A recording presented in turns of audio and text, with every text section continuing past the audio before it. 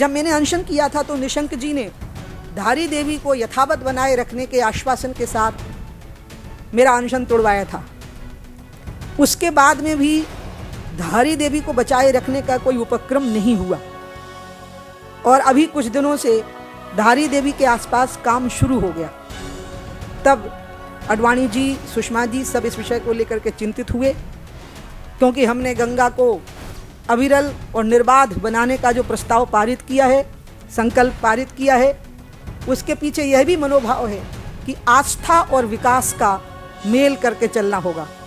और यदि हम आस्था के स्थानों को बचा सकते हैं डूब में आने से, थोड़ा बहुत खर्चा करके, तो बचाने का प्रयास करना चाहिए। जिस प्रकार से उमा दीदी है, उमा भारती जी थी, उस टाइम वो विपक्ष में थी, उस टाइम उनकी सरकार नहीं थी, उस टाइम कांग्रेस की सरकार थी, तो हमारे मंच पे आकर उन्होंने ये कहा था एक दिन, मुझे याद है आज भी, कि यदि धारी देवी डूबेगी, धारी देवी को इन्होंने नीचे अपलिफ्ट किया तो मैं जल समाधि लूंगी। तो उमा भारती जी को भी मैंने जब फोन किया तो उन्होंने एक बार जब फोन उठाया, मैंने कहा दीदी यहाँ तो सब अनर्थ हो गया है, आज की रात ये लोग देवी को उठाने जा रहे हैं यहाँ पे। तो दीदी ने मुझसे कहा कि ठीक है भोपाल में अभी 5 मिनट बाद तुमसे बात करती हूँ। उसके बाद उन्होंने फोन काट दिया। उसके बाद 5 के मैंने 10 मिनट बाद फिर फोन किया कि मैंने कहा दीदी आप बचाओ इसको, माँ को बचाओ, तो उन्होंने मेरा फिर स्विच ऑफ कर दिया अपना। उत्तराखंड में विकास के नाम पर जो होड़ लगी, प्रकृति से छेड़छाड़ करने की, पर्यावरण को प्रदूषित करने की, नदियों पर बांध बनाने की, ये उसका नतीजा है।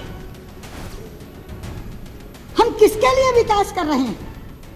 हम अरबों खरबों रुपया खर्च करके विकास करते जाते हैं। प्रकृति एक दिन क्रोधित होती है और ऐसी विनाश लीला करती है कि सब कुछ तबाह कर जाती है। कब आंखें खुलेंगी हमारी? क्या इस त्रासदी के बाद भी नहीं? क्या इस आपदा के बाद भी नहीं? वहां एक धारी देवी का मंदिर है, उत्तराखंड की रक्षक कहा जाता है उनको। उत्तराखंड की रक्षक देवी धारी देवी, उन धारी देवी के ऊपर भी एक विद्युत परियोजना चल रही है, जिसमें धारी देवी को जलमग्न करने की योजना थी। हमारी पार्टी की नेत्री उमा भारती एड़ी चोटी का जोर लगा रही थी उस धारी देवी को बचाने के लिए। एक एक के घर जाती थी। आडवाणी जी के नेतृत्व में प्रतिनिधिमंडल लेकर के, मुझे साथ लेकर के प्रधानमंत्री जी के पास गई थी। पर्यावरण मंत्री से सैकड़ों बार मिली थी। हमें प्रधानमंत्री जी ने आश्वस्त किया, हमें पर्यावरण मंत्री ने आश्वस्त किया, किसी भी कीमत पे धारी देवी वहां से हटाई नहीं जाएंगी।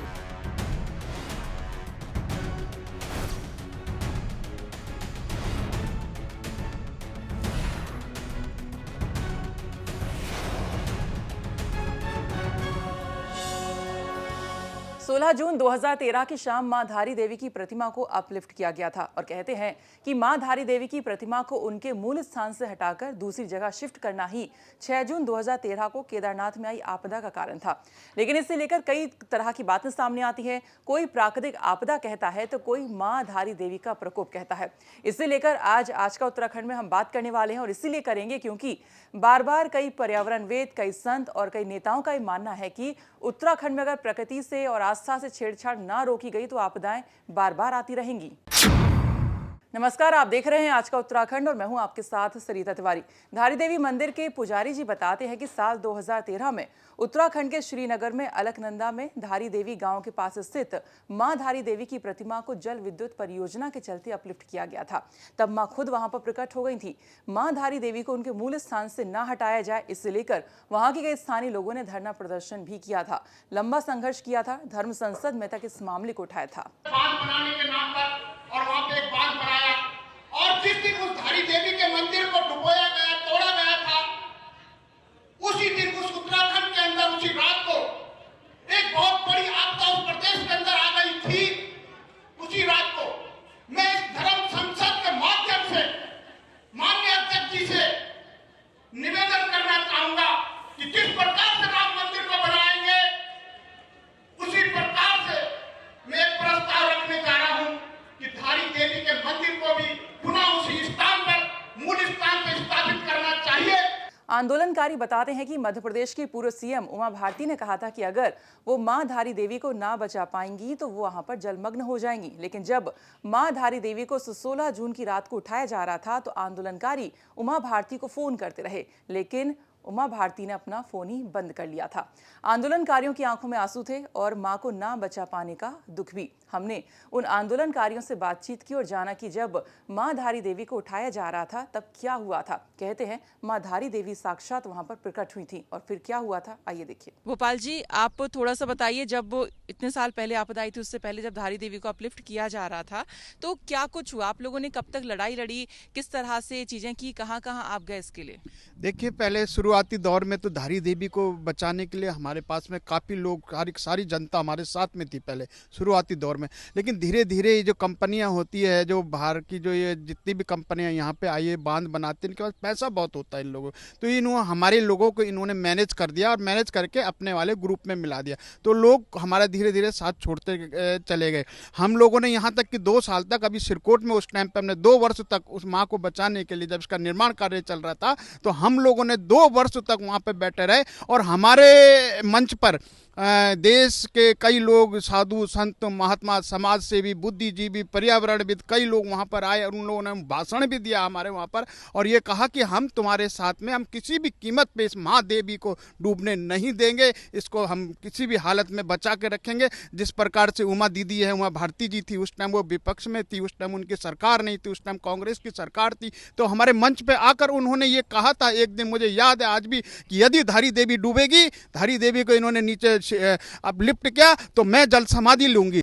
जिस दिन 16 जून की रात्रि को, इस देवी को जब 16 जून की रात्रि को रात को उठाया जा रहा था, हम लोग रो रहे थे ऊपर से उठ के और हमने कसम खाई थी कि हे माँ, आज के बाद हम तेरे पास नहीं आएंगे। हम 2 साल तक थक गए और हम तुझे बचाते बचाते नहीं बचा पाए। आज तू उठ रही है यहाँ से, और हम उसी दिन यहाँ से ऊपर से देखते रहे और माँ को ये लोग यहाँ से उठाए। लेकिन उसके अगले दिन, दूसरे दिन, पूरे केदारनाथ में शिव ने तांडव रूप ले लिया। और तांडव रूप इस तरीके से लिया कि पूरे प्रदेश के अंदर आपदा आ गई थी उस दौरान। और फिर उसके बाद रात को मैंने उस दिन धारी देवी के मामले पे मैंने कहा कि कुछ जो हमारे चिदानंद जी हैं, हमारे साधु संत हैं, उमा भारती जी को भी मैंने जब फ़ोन किया तो उन्होंने एक बार जब फ़ोन उठाया, मैंने कहा दीदी यहाँ तो सब अनर्थ हो गया है, आज की रात ये लोग देवी को उठाने जा रहे हैं यहाँ पे। तो दीदी ने मुझसे कहा कि ठीक है भोपाल, मैं अभी 5 मिनट बाद तुमसे बात करती हूँ। उसके बाद उन्होंने फ़ोन काट दिया। उसके बाद 5 क्या, मैंने 10 मिनट बाद फिर फ़ोन किया कि मैंने कहा दीदी आप बचाओ इसको, माँ को बचाओ। तो उन्होंने मेरा फिर स्विच ऑफ कर दिया अपना। उसके बाद उन्होंने मुझसे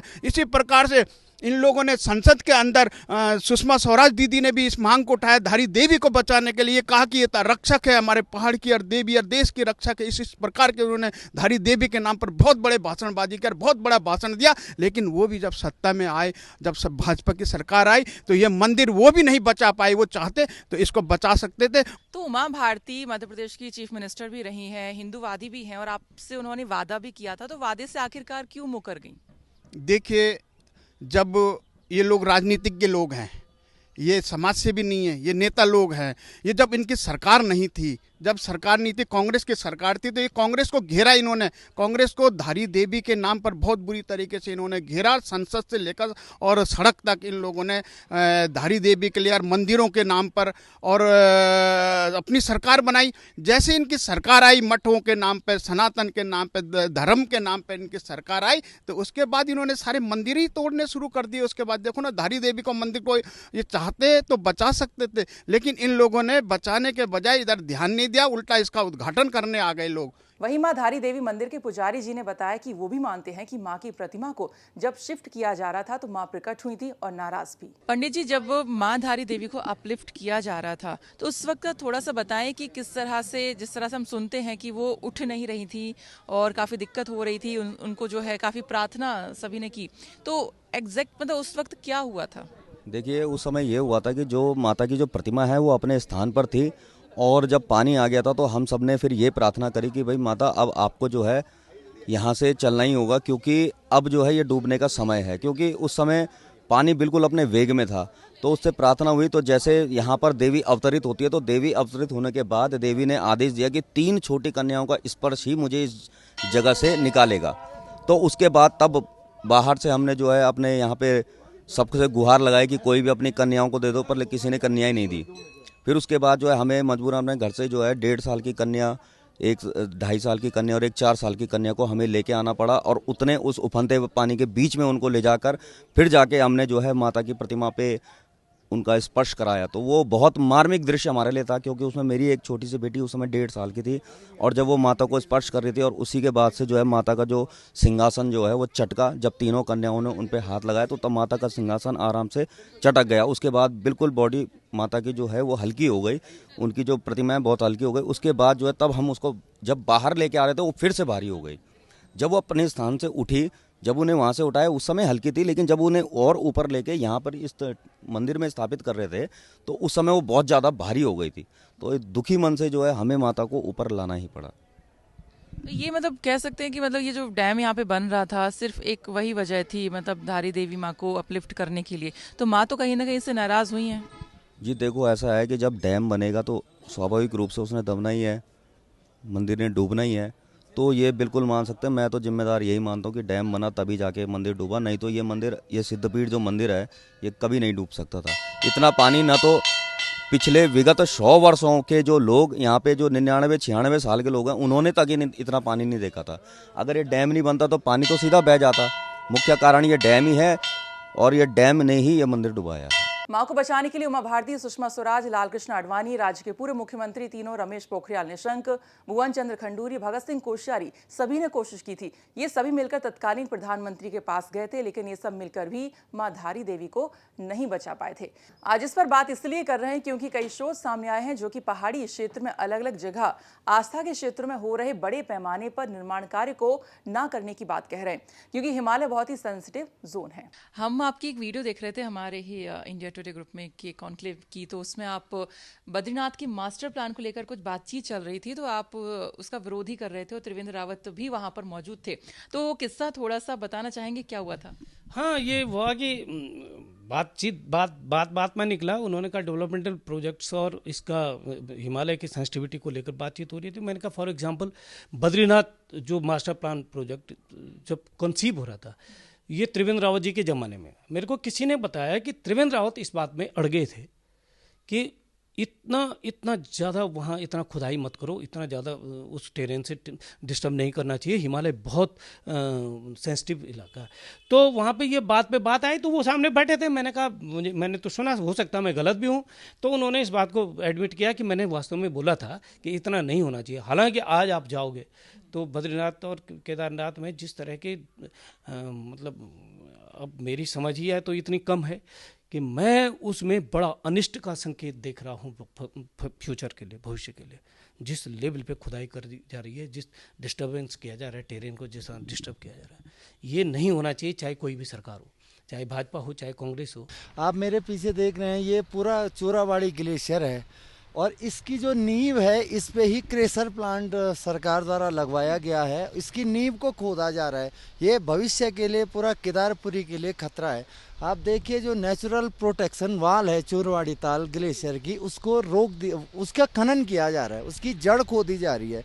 तो कभी ना कभी ये भविष्य में जरूर इससे आप केदारपुरी को खतरा है। अब इस पर आप लोगों की क्या कुछ राय है, कमेंट करके जरूर बताएं। तो फिलहाल इसी के साथ इतना ही। बाकी खबरों के लिए आप देखते रहिए उत्तराखंड तक। नमस्कार।